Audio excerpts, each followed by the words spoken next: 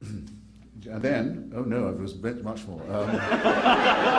No, and then I'd say what I think the better tradition is, and a large part of that is the work, well, ever since Democritus and Epicurus and the first people to work out that there was no God and that the cosmos is, and we are made of atoms, all the way through the Enlightenment, Jefferson, Paine, and up to the present day. And I show the common history, the thread of reason and atheism that has always been present in our society, and try and bring it to life for people.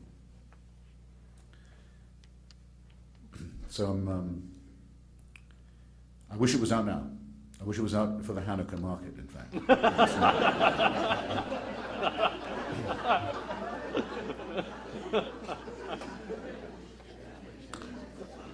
Speaking of markets and political markets, who would you like to see run for president in 2008? I would like it to be between John Edwards and Rudy Giuliani. That's what I would like to see. I think Mr. Edwards, who I know slightly, and his wonderful wife are good people who are in politics for good reasons. That's very important. The only thing I've really learned from studying politics for 25 years in Washington is that the only thing that matters is character. I used not to think that, because like you probably, I used to nod, as perhaps some of you have, when you hear someone saying, well, let's discuss issues, not personalities. Sounds good, doesn't it? Sounds right, almost. Complete rubbish. Someone can say, here, I've got a healthcare plan, this is my issue. You can vote for them on that basis, but he doesn't have a healthcare plan, right? He'd said that, so you'd vote for him, right? What you didn't notice was what he couldn't change, which is he was a howling shit. Psychopathic liar, and now that's an issue. Don't tell me it's not an issue. If you elect a dolt or a crook, it is an issue. Whereas the other stuff, they can change, believe you me. So keep an eye on the character question. It's the only thing a voter can make a really informed decision about. And it's the one thing they can't change about themselves.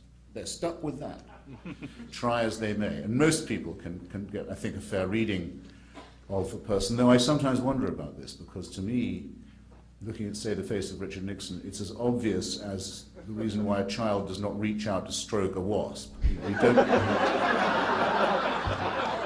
You don't have to teach your children, don't be petting the wasp. They know not to pet the wasp. But I know people who voted twice for Richard Nixon and twice for Bill Clinton. Where if you can't see written on someone's face what's coming, then I don't know. I can't help beyond that. But Edwards is a good guy. He's in politics for good reasons. He listens to his wife, who's very smart and very principled. And Giuliani is mean and rough. And I think we may need someone mean and rough at the helm, since I do quite genuinely believe that the Defense Department's name should be changed back to the Department of War. In fact, we should have done that already, and a few other things too, just to make it plain that there's no going back on this and there's no compromise available.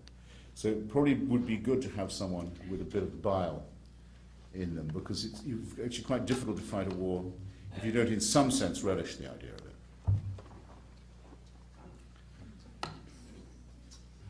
Last question. This will be a nice one to end on. What is the best Yeats poem? The best Yeats poem is Easter 1916, I think, which is, because I've met them at break of day. It's the poem he wrote to try and summarize the extraordinary passion of the moment of the proclamation of the Irish Republic at the post office on O'Connell Street in the middle of Dublin on Easter 1916, to run up the flag and say to the whole British Empire, we're leaving, and there's nothing you can do about it. And to stand up to artillery fire, which they didn't think the British would use artillery, field guns in the middle of Dublin to put them down, but they did. And they didn't think that all of the people who signed the proclamation would be hanged, but they all were, except for Eamon de Valera, because he had an American passport, who later became the first president. And Yeats kept this poem a secret for 3 years. He didn't publish it till after the war was over, because he was afraid it might lead to violence. It's so intense. And it ends with telling off the names of the main martyrs of the Republic. And it ends, I write it out in a verse, MacDonough and McBride and Connolly and Pierce, now and in time to be, wherever green is worn, all changed utterly, a terrible beauty is born, which is the refrain. And it's very, very hard to recite without going slightly husky. And it's a work of genius, as well as a tremendous, I was about to say political power. Yes, it is political. Historical, actually, historical power. But the flawless poem is another wartime poem called An Irish Airman Foresees His Death, which I'm sure some of you know, which goes like this. You have to picture an Irishman on the Western Front in this old biplane. And it goes, I know that I shall meet my fate somewhere among the clouds above. Those whom I fight, I do not hate. Those whom I guard, I do not love.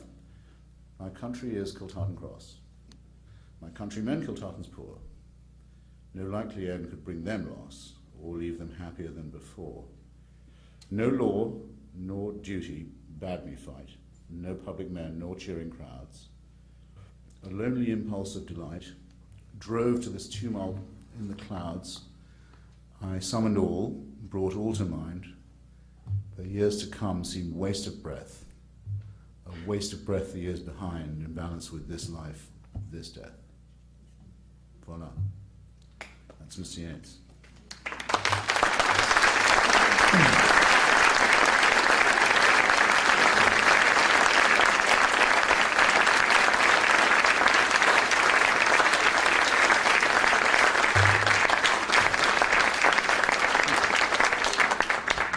Thank you, Christopher Hitchens. Thank you, ladies and gentlemen, very much. Christopher Hitchens will be available to sign books that are available out here for purchase. Yeah, no, I'm not going to be nice to anyone who hasn't got a receipt, sorry. This is America, okay? The pro bono bit is over. So, See you out there. thank you very much. Have a safe drive home.